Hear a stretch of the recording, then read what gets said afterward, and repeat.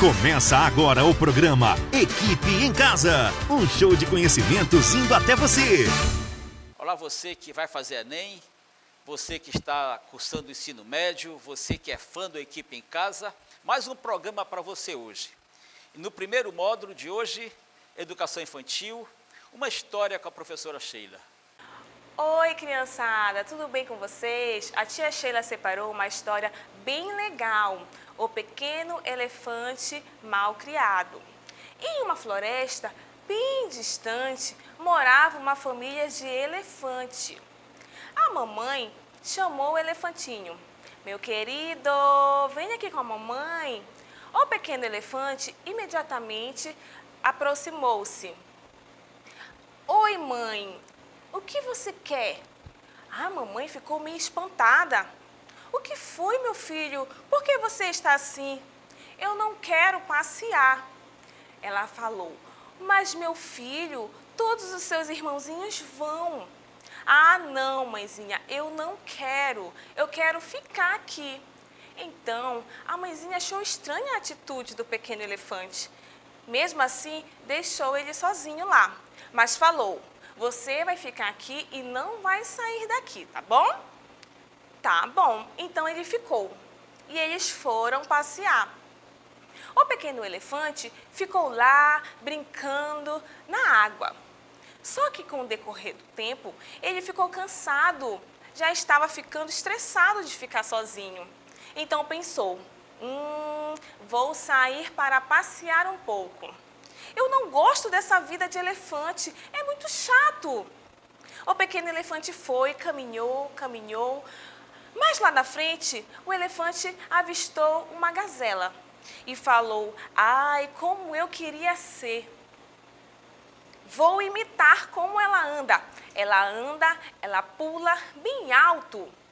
Foi e pulou. Mas o elefante não tinha aquelas pernas tão longas. Tropeçou e caiu. Bateu a cabeça. Ai, como dói. O elefante falou, não quero ser uma gazela. Foi, mas lá na frente avistou uns esquilos. Aproximou-se e falou, nossa, deve ser muito legal ser esquilo, pois pode subir nas árvores, entrar em vários lugares pequenininho. Vou imitá-lo. Só que o elefante não conseguia subir na árvore. Então, ele botou a trombinha dele lá no buraquinho onde o esquilo estava.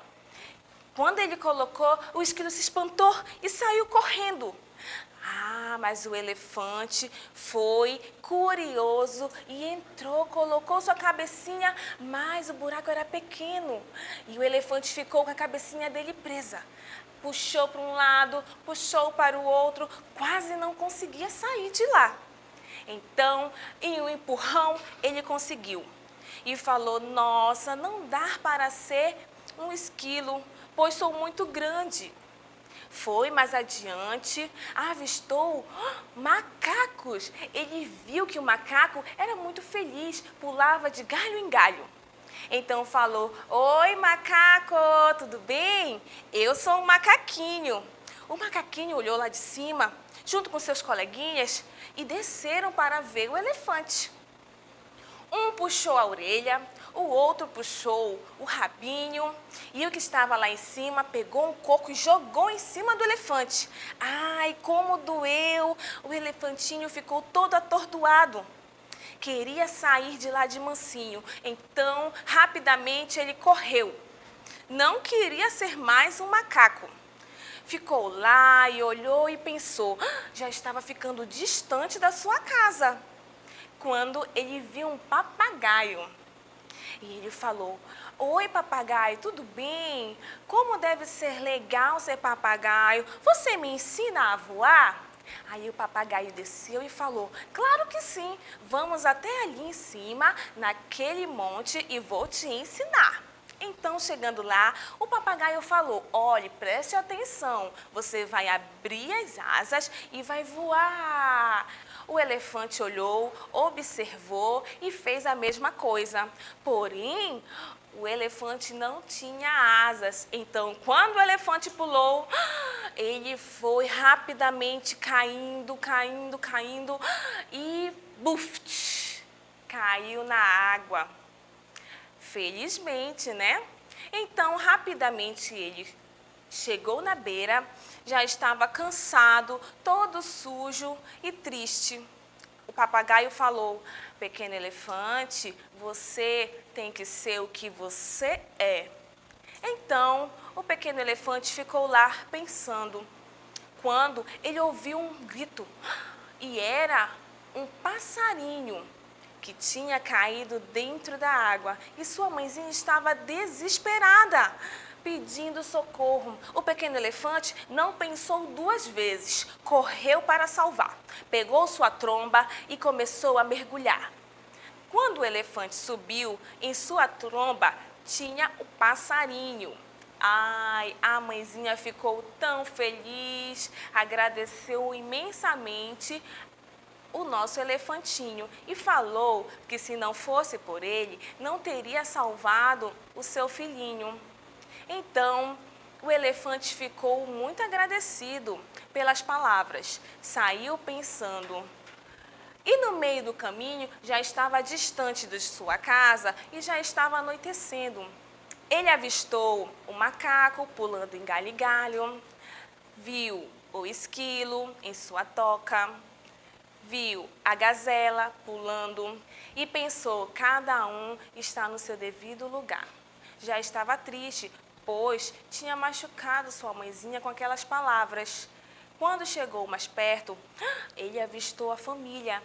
Ai, e primeiramente abraçou sua mãezinha, agarrou e pediu perdão, pois aquelas palavras tinham machucado sua mãezinha.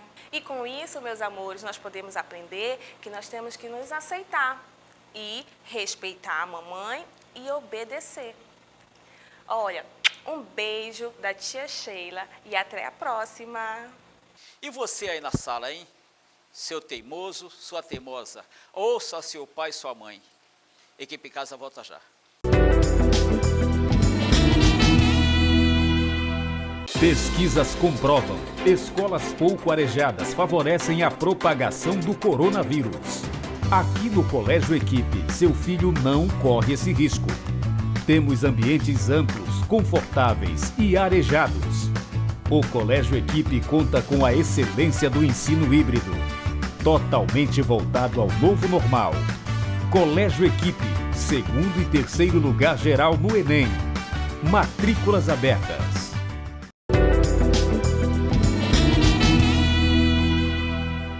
E neste módulo agora, Química, professor Igor. Salve, salve, seja bem-vindo a mais uma aula de Química aqui no Equipe em Casa. E hoje, tema polêmico. Aluno tem dificuldade, meu Deus do céu, quando houve estado de oxidação, NOx. Mas calma, fica tranquilo. Uma pergunta que fazem para mim bastante durante as minhas aulas. Igão, como é que tu consegue prever os íons que serão formados nos compostos? A pessoa pensa que são anos de estudo.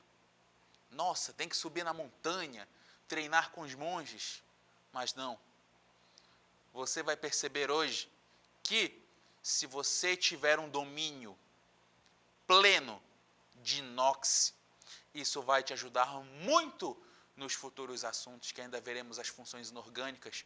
Então, o primeiro passo é conhecermos o estado de oxidação, o NOx. Mas o que seria esse NOx, Igão? Por que tanto suspense? Vem comigo. NOx é a carga total assumida pelo elemento após uma ligação. Anteriormente, você viu os íons, o cátion, o ânion, perdeu o elétron é cátion, ganhou o elétron é ânion. Isso você lembra. Só que é o seguinte, quando eu tenho um composto, por exemplo, eu tenho aí o fluoreto de sódio, nele ainda temos cargas, você não vê.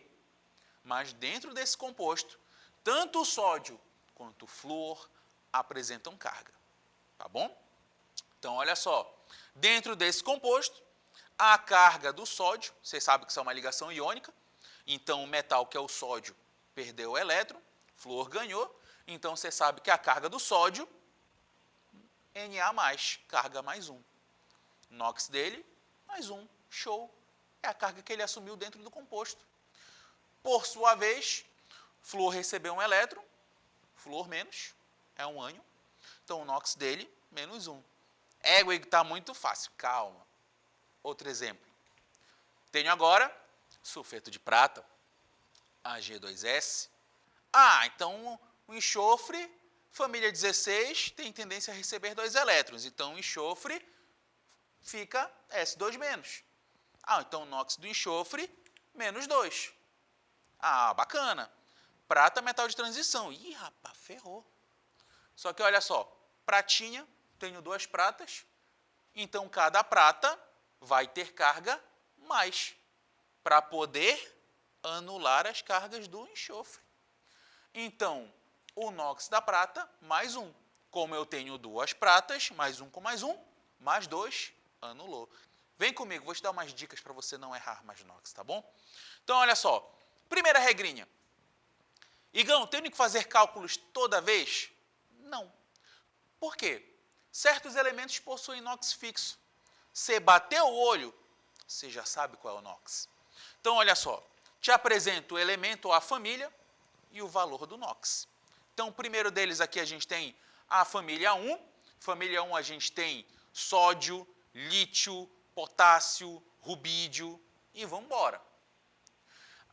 E a prata. Então, se eu ver alguém da família 1 ou a prata, o NOx é mais 1. Nem pensa 2 vezes. Cada átomo desses aí vai ter NOx mais 1.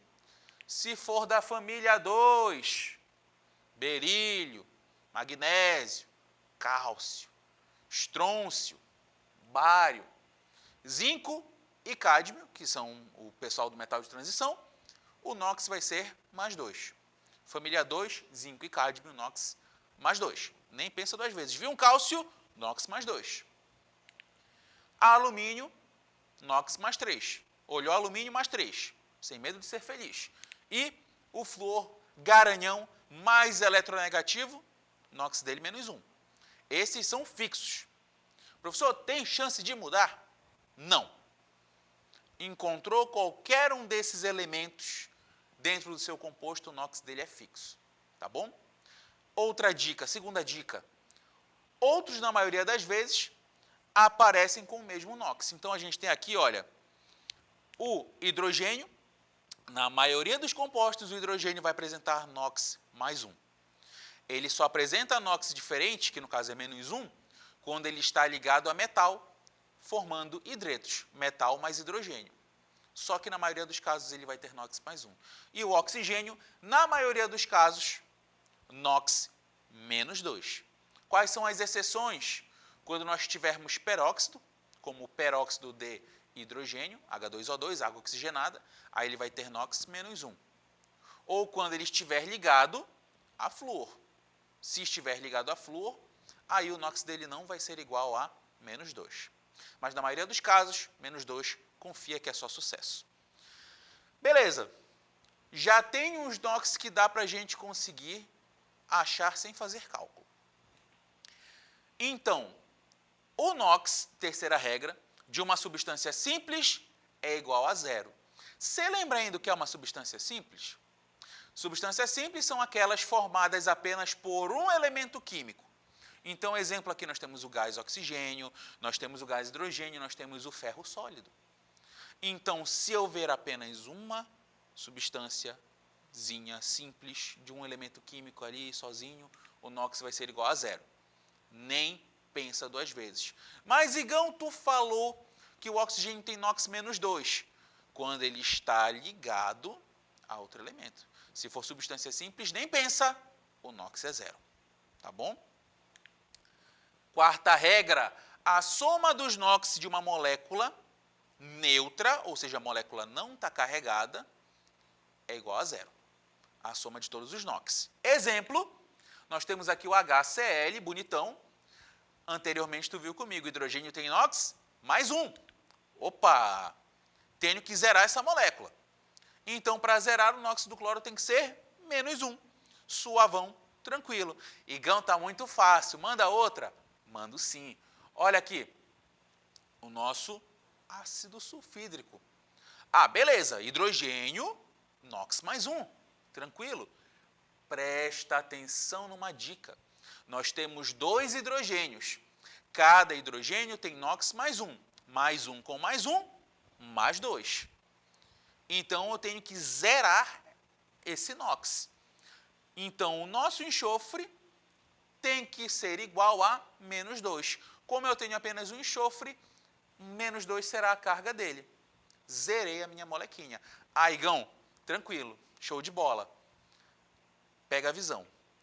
E se eu tiver agora 3 elementos e um deles eu não sei o NOx? Rapaz, olha só, carbonato de sódio. Então, o sódio é da família 1. Família 1, NOx 1. Só que eu tenho 2 sódios. Então, NOx +2. Cada sódio tem um NOx +1, +1 com +1, 2. O carbono eu não sei, coloco o X. E agora o oxigênio, na maioria dos casos, NOx -2. Só que eu tenho 3 oxigênios. Então, -2 com -2 com -2, -6. Show de bola. Então, eu tenho +2 de um lado, -6 do outro. Eu tenho que zerar essa brincadeira aí. Então, o valor que eu coloco para zerar tem que ser +4. E assim você achou o NOx do carbono. Tranquilo? Quinta e última regra. A soma total dos NOx de um íon, quando eu digo íon, é apenas quando eu tenho, seja um átomo que perdeu ou ganhou elétron, ou um grupamento carregado. Íon é quando a carga não está neutra, quando está diferente de zero. A soma total dos NOx de um íon é igual à sua carga. Então, aqui eu tenho, olha, o cátion alumínio 3+, e eu tenho aqui o flúor menos. Então, o NOx do alumínio +3, carga dele. Quando tu vê um íon, tranquilo, tranquilão. Olhou para a carga, é o NOx. E eu tenho o flúor -1. Matei. E se for um grupamento carregado? Está aqui, olha, eu tenho dicromato. Cr2O7 2-. Então, vem comigo. O crômio, não sei o NOx, vou chamar de X, tá bom? Só que eu tenho 2 crômio, então 2X, correto? Oxigênio, -2. 7 oxigênios, então -2 vezes 7, -14. Presta atenção, olha a carga, esse grupamento tem carga -2. Então, se eu somar esses envolvidos aí, eu terei o valor -2. Tem que dar -2 essa brincadeira aí. Só que olha só, o que a gente formou? Uma equação de primeiro grau. Olha que bacana. Então, o que você faz? Você joga esse -14 para o lado de lá, aí vai ficar 14 positivo -2, vai dar igual a 12. Aí você tem 2x igual a 12. 2 está multiplicando, você joga ele para lá dividindo. 12 dividido para 2, o NOx de cada crômio será igual a 6 positivo. Olha que bacana. Tranquilo, NOx não tem mistério. E agora, questãozinha caiu em prova. Instituto Federal do Sul.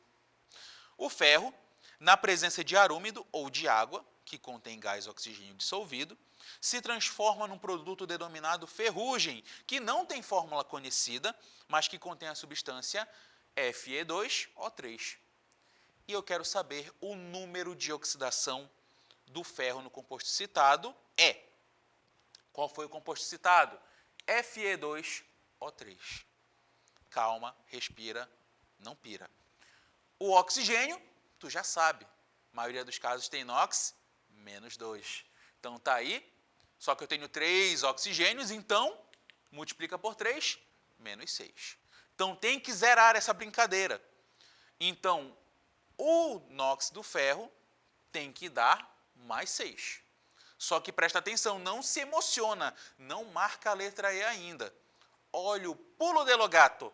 Você tem aí 2 molequinhas de ferro. Então, para dar mais 6, cada molequinha de ferro tem que ter carga mais 3. Mais 3 com mais 3, mais 6. Então, o número de oxidação do ferro, quando eu digo número de oxidação do ferro, é de cada ferro, será igual a mais 3. Resposta correta, letra D. Olha como é facinho, olha como é de boa. E assim a gente encerra mais uma aula de Química. Muito obrigado pela sua presença. Deixe o like, se inscreva no canal, curta a nossa página e eu te vejo no próximo Equipe em Casa. Falou! Então é isso. Química não é mágica, é pura matemática. Não saia daí, Equipe em Casa volta já.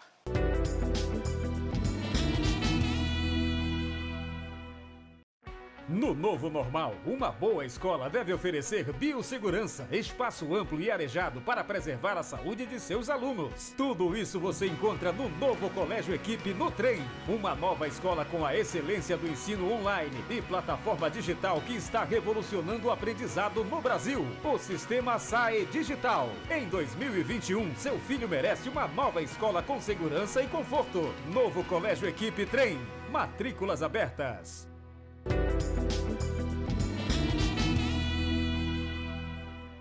E agora, matemática. Um assunto muito interessante. Porcentagem com o professor Adalto. Olá pessoal, tudo bem? Estamos aqui para mais um encontro de matemática no canal Equipe. Hoje nós vamos falar de juros, porcentagem, resolver exercícios que estão ligados ao nosso dia a dia, ok? Então vamos fazer a primeira questão. Primeira questão da UERJ do Rio de Janeiro. Juros e taxas de financiamento imobiliário explodem dívida real. Os financiamentos imobiliários surpreendem os clientes. Ao longo do tempo, o juro e as taxas de correção monetária de seus empréstimos fazem com que os valores de suas dívidas reais sejam bem mais altas do que o esperado. Esse aumento é expresso pela metáfora contida no verbo explodir. É aquela história, tu vai pagar uma dívida, quando tu olha, puxa, eu já paguei tanto, ainda devo um valor bem significativo. É a explosão da tua dívida em função dos juros. Então, o problema consiste da seguinte forma. Considere que após o pagamento de 24 parcelas mensais de R$1.000, mais os juros e taxas estabelecidas pelo banco, um cliente esperava que sua dívida real fosse reduzida em R$24.000. Porém, a redução foi de R$16.000. Em relação a R$24.000, o valor de R$16.000 representa um percentual que está mais próximo de, olha só, o cara pagou 24 parcelas, quando ele esperava que a redução da dívida fosse de 24.000, não ocorreu isso. A redução foi de 16.000. Ele quer saber qual a taxa do valor que ele deve de R$16.000 em relação a R$24.000. Eu posso fazer essa questão de duas formas. Uma regrinha de 3, 24.000 estaria para 100% e 16.000 estaria para X. Grandezas diretamente proporcionais resolveria a regrinha de 3. Mas eu posso fazer também desta forma. Eu tenho o valor de R$16.000 e quero saber qual é o percentual desse valor em relação a 24.000. Então, eu pego o 16.000 e faço a relação com 24. Eu divido por 24.000. 16.000 dividido por 24.000 e multiplico por 100, eu já tenho o meu valor em percentual. Ok? Então, 16.000 dividido por 24.000 vezes 100. Simplifico os 3 zeros de cima com os 3 zeros de baixo, fica 16 dividido por 24 vezes 100. Posso simplificar o 16 e o 24, eu posso simplificar por 2, ficaria 2/3 vezes 100. 2/3 vezes 100, se eu dividir 2 por 3, dá 0,6666, é uma dízima, né? Então, 2/3 é 0,6666. Se eu multiplicar por 100, eu ando 2 casas decimais para a direita. Se eu andar 2 casas decimais para a direita, multiplicando por 100, eu tenho 66,66%. 66,66% não tem nenhuma alternativa, mas ele diz que é o valor mais próximo. O valor mais próximo seria, logicamente, 67%, letra B de bola. Ok? Uma questão de porcentagem.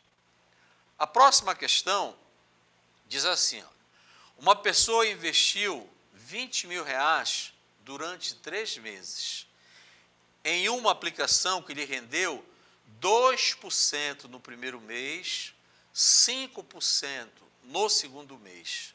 No final do terceiro mês, o montante obtido foi suficiente para pagar uma dívida de 22 mil reais. Assim sendo, a taxa mínima de juros no terceiro mês, para que esse pagamento em porcentagem foi aproximadamente de... Então, olha só, ele pegou 20 mil reais, aplicou o primeiro mês a 2%, o segundo mês a 5%. E no terceiro mês, ele conseguiu arrecadar um montante de 22 mil. O que é o montante? O montante é o capital mais o juro. O capital mais o juro é o montante. Então, olha, quando ele aplica 20 mil a 2%, no final desse mês ele tem um montante. Esse montante ele vai aplicar a 5% no segundo mês. No final do segundo mês ele tem um outro montante, certo? E no final do terceiro mês ele tem um novo montante, ok? Então, o que é que nós vamos fazer? Nós vamos calcular primeiro o percentual que ele vai receber no primeiro mês. Então, ele tem 20 mil reais, ele vai aplicar a 2%. Então, eu tiro 2% de 20 mil.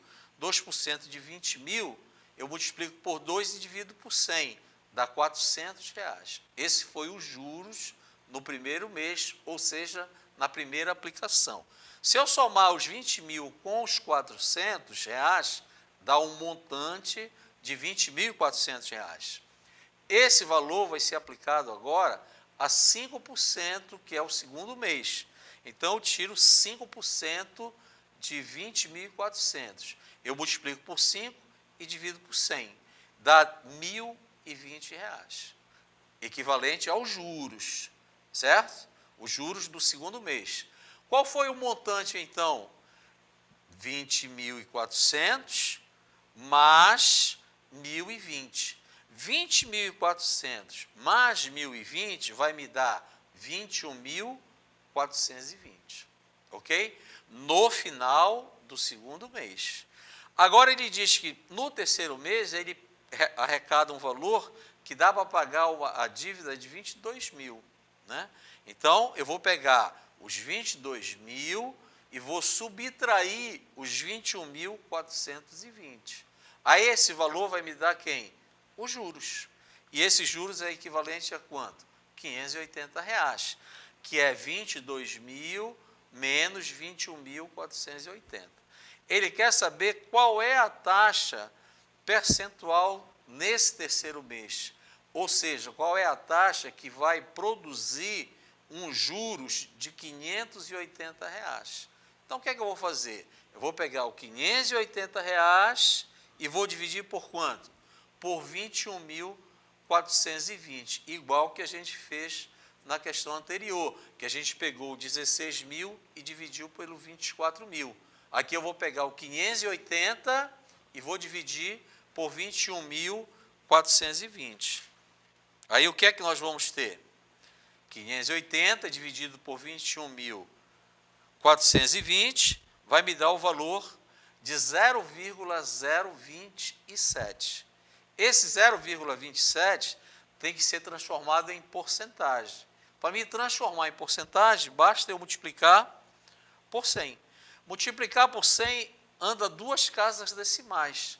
Se eu andar 2 casas decimais, eu fico com 2,5. 2,7. Como ele diz aproximadamente, a taxa mais próxima de 2,7, 3%. Como ele quer em porcentagem, a minha resposta é a letra C de casa, 3%. Ok? Vamos para a terceira questão. A terceira questão diz assim, olha, na compra de um fogão, os clientes podem optar por uma das seguintes formas de pagamento. À vista, no valor de R$ 860, e em 2 parcelas fixas de R$ 460, sendo a primeira no ato da compra e a segunda 30 dias depois. A taxa de juro mensal para pagamentos não efetuado no ato da compra, ou seja, a taxa de juro para a proposta parcelada. E a proposta parcelada, ele diz, R$ 460 no ato e com 30 dias mais R$ 460. Ok? Isso a gente faz todo dia quando a gente vai comprar alguma coisa no nosso comércio, uma televisão, um computador, um celular, a gente compra parcelado. Olha o que acontece. Eu tenho o meu valor à vista, que é R$ 860. R$ 860. Eu pago no ato da compra 460. Então eu vou tirar a primeira parcela, 460. Se eu pegar 860 e tirar os 460, eu fico com R$ 400. Teoricamente, eu deveria R$ 400, mas ele vai me cobrar com 30 dias 460. Da onde apareceu os R$ 60? Os juros. Os juros. Em um mês, eu paguei R$ 60 de juros. Então, olha só, eu vou pegar agora e calculei os juros. Olha, eu tinha 400, vou pagar 460, eu paguei R$ 60 de juros, beleza? Como eu vou calcular a taxa referente a esses R$ 60? Foi o que a gente fez ainda há pouco, quando a gente dividiu o 580 por 21.420, foi o que a gente fez na primeira questão, quando a gente dividiu 16.000 por 24.000. Agora, eu vou pegar os R$ 60 e vou dividir por quem? Por 400, que era o que eu tinha inicialmente. O valor que eu devia era R$ 400. Eu paguei 460. Eu paguei R$ 60 de juros. A taxa vai ser quem? Os R$ 60 dividido por 400. 60 por 400, para facilitar, eu tenho que estar com a resposta em porcentagem, né? Não precisa dividir e depois multiplicar por 100. Eu já vou simplificar a minha questão para me deixar o denominador 100. Então, basta eu simplificar o 60 e o 400 por 4. 60 por 4 dá 15. E 400 por 4 dá 100. Então, eu já tenho o meu resultado em porcentagem. 15 dividido por 100 é 15%. 15% é a minha resposta na letra C de casa. Ok, pessoal? Então, ideias e dicas para se resolver problemas de porcentagem e taxas de juros. Beleza? Espero que vocês tenham entendido. Aguardo vocês no próximo encontro. Obrigado, fiquem com Deus, se protejam. Agora, sabendo sobre porcentagens, sobre juros, vai ficar difícil enganar você. Equipe Casa volta já.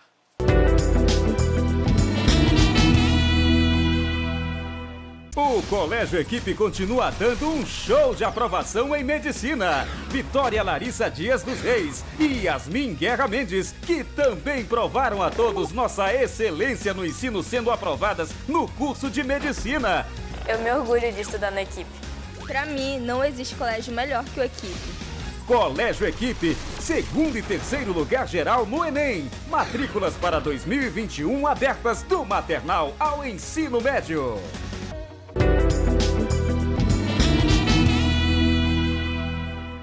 E nesse bloco, literatura. Uma bela de uma aula com a Jaqueline. Olá, pessoal. Vamos a mais uma escola literária nesta semana. E hoje nós temos uma escola literária especial que é realismo naturalismo.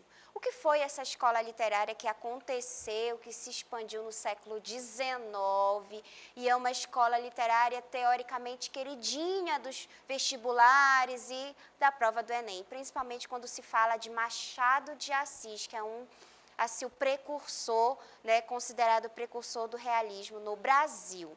Então vamos a essa escola literária. Olha o que aconteceu, o que foi o realismo.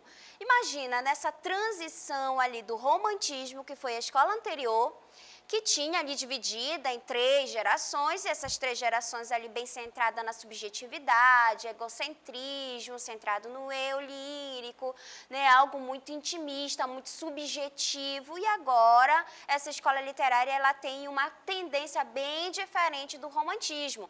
Ela é contra o romantismo. Como assim? Ela é agora bem objetiva. O que antes a mulher, por exemplo, que era a figura ali do romantismo, a donzela, a boazinha, né, aquela donzela pura, perfeita, angelical, que não comete erros, um doce, né, a mulher perfeita ali, representada nos romances ali do romantismo, agora ela vai ser uma mulher carnal, uma mulher de carne e osso, uma mulher capaz de cometer erros, porque ela é um ser humano normal. E aqui tudo traz aqui no realismo naturalismo a explicação disso através da ciência. Aí você pergunta, professora, o realismo e naturalismo é a mesma coisa? São as mesmas, são as mesmas características? Como diferenciar isso na prova?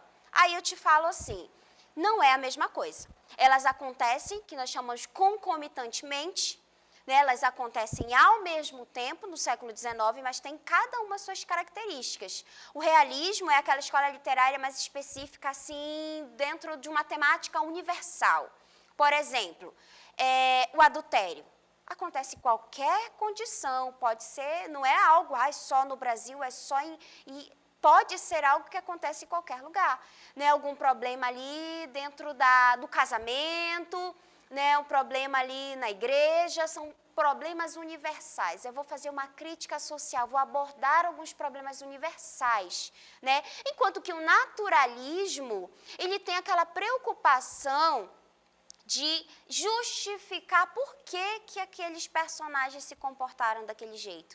O que levou esses personagens a cometerem, a se comportarem desse jeito? Aí busca essa explicação através da ciência, né? Lá daquelas correntes filosóficas, positivismo, determinismo, evolucionismo, ali uma mistura ali de sociologia dentro, né, da literatura. Então vamos ver. O movimento realista surgiu primeiro nas artes plásticas, como relação à produção excessivamente idealista e imaginativa do romantismo. Daí, sua primeira e mais marcante característica, registrar uma época pelo que se vê, não pelo que se imagina ou se deseja que seja real, valorizando a apresentação fiel da realidade, o que nós chamamos como uma característica da verossimilhança, o mais próximo da realidade. Nada de fantasia, nada de imaginação como a escola anterior. Então, o mundo de cavaleiros destemidos, de virgens ingênuas e frágeis ali do romance, né, do romantismo, e o ideal de uma vida primitiva, distante da civilização, tudo isso agora termina. Tudo termina. O que acontece agora? A arte e a literatura refletem nessas mudanças e, em lugar do egocentrismo romântico, verifica-se agora um enorme interesse em descrever e analisar, até em criticar a realidade. Agora tu vai ver como isso vai ser chocante. Imagina em pleno século XIX, que era ainda aquela sociedade meio conservadora, muito bem conservadora. Imagina você lá naqueles romances, né, fazer uma crítica dessa. Vai ser uma afronta, né, a determinados, né, uma afronta a determinada família, né, e a alguns costumes da sociedade. imagina que o romantismo tinha a mulher como uma donzela ali que se preparava para o casamento, né, toda feliz da vida ali se preparando toda, né, a vida toda para o casamento, e agora a mulher vê o casamento de forma diferente. E isso vou já comentar com vocês alguns romances, algumas obras específicas e como chocou a sociedade com isso, porque foi bem criticada, tá? Então, o realismo e o naturalismo. Na Europa, esses movimentos tiveram início, respectivamente, primeiro começou com o realismo, depois o naturalismo, com a publicação do romance Madame Bovary, 1857, de Gustave Flaubert. Na França, né, foi a primeira publicação, a Madame Bovary, que teve uma grande repercussão na sociedade da época, porque, imagina, os romances ali do romantismo eram ali Moreninha, Senhora, Iracema e tantas outras obras do romance ali, do romantismo, a mulher ali era doce, angelical, pura, ali feita ali para amar, aquele sentimentalismo ali do romantismo, e agora vem Madame Bovary, que é a personagem Emma, e Emma ali sonhadora, buscando um casamento feliz, idealizava um casamento feliz, ela consegue, casa, e nesse casamento ela vê que não é aquela fantasia toda que o romantismo idealizava, como é a realidade. Ela nunca consegue se apaixonar pelo marido. E aí, o mais chocante, a mulher em pleno século XIX cometer adultério. Imagina isso, era inaceitável. Isso foi uma afronta à sociedade, uma afronta ao casamento, às famílias, às mulheres casadas, em dizer, né, em insinuar que mulheres cometem adultério, traem seus maridos. Jamais isso poderia cogitar nessa época. Então, isso foi criticado demais, chegou até a ser processada a Gustave Flaubert, tanto que, se você quiser, tem um filme até nacional, que começa já pelo julgamento do Gustave Flaubert, e ele narra toda a história como foi de Madame Bovary. Já vi até na Netflix também, um filme mais atualizado, a Madame Bovary, bem legal, narrando as aventuras, né, desse adultério, dos romances que ela vai ter na sua vida ali, de paixões e paixões, e que vai levá-la à morte. Então, também de Gustave Flaubert, do romance também ali, naturalista, de Thérèse Roquin, de Émile Zola. Gente, as obras dessa mulher, Émile Zola, elas são fantásticas, são fabulosas, uma leitura fantástica. E das antologias, né, parnasianas, intituladas Parnasse Contemporâneo, que também aconteceu o parnasianismo concomitante a essas duas escolas literárias, que daqui a pouco nós vamos falar, na próxima aula nós vamos falar sobre essa escola literária. Então, o realismo na literatura apresenta um período de renovação estética, afinado com as tendências filosóficas, políticas e científicas, e que impregnaram o pensamento europeu na segunda metade do século XIX. Mudança totalmente ali. Foi um período de muita riqueza para os grandes comerciantes e fazendeiros. Além do café, também o cacau e a borracha alcançavam um alto valor no mercado externo. Isso no contexto histórico. Nessa época, o centro comercial deslocou-se do Nordeste, onde a produção açucareira entrava em crise para o Sudeste, com as suas plantações de café. Então, a base, porém, ainda era mão de obra escrava. Isso também será tema nos nossos livros, nas prosas, né? Falar ainda sobre a mão de obra escrava, sobre a escravidão. Isso colocava muitos intelectuais em uma situação incômoda, como aceitar um enriquecimento e um progresso que se fundamentavam na exploração desumana da parte da população. Então, assim, ao lado das ideias republicanas, o abolicionismo foi uma das grandes motivações para os escritores da época negassem o espírito romântico e buscassem novas formas de exercer a literatura. Lindo, bem fantástico, tá? Então, vamos lá, as principais características do realismo e naturalismo, tá? Elas têm principais características, e isso é importante para a tua prova, tá? Que você precisa levar essa lembrança para o dia da sua prova, caso venha alguma questão sobre realismo e naturalismo. Então, uma característica, determinismo, aquele pensamento filosófico de Taine, criador da teoria determinista, o comportamento humano depende das características fisiológicas do indivíduo, do meio e do momento histórico. Influenciados por essa teoria, os romances realistas têm enredos presos à ideia de que as leis naturais são as únicas responsáveis pelo destino do indivíduo.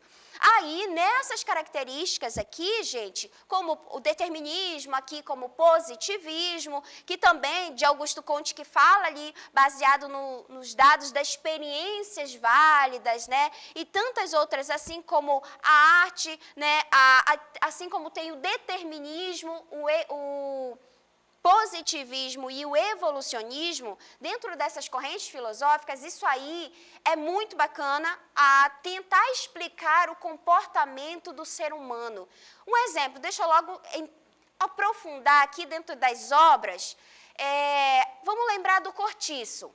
É o clássico mais conhecido, que vale a pena ler, vale a pena para você que nunca leu, você vai gostar, garanto. A leitura é fantástica, porque tem uma característica do realismo naturalismo bem legal dessa escola, que é o detalhismo. Aquele detalhe, o descritivismo é tão minucioso que tu chega até imaginar o cheiro do Cortiço.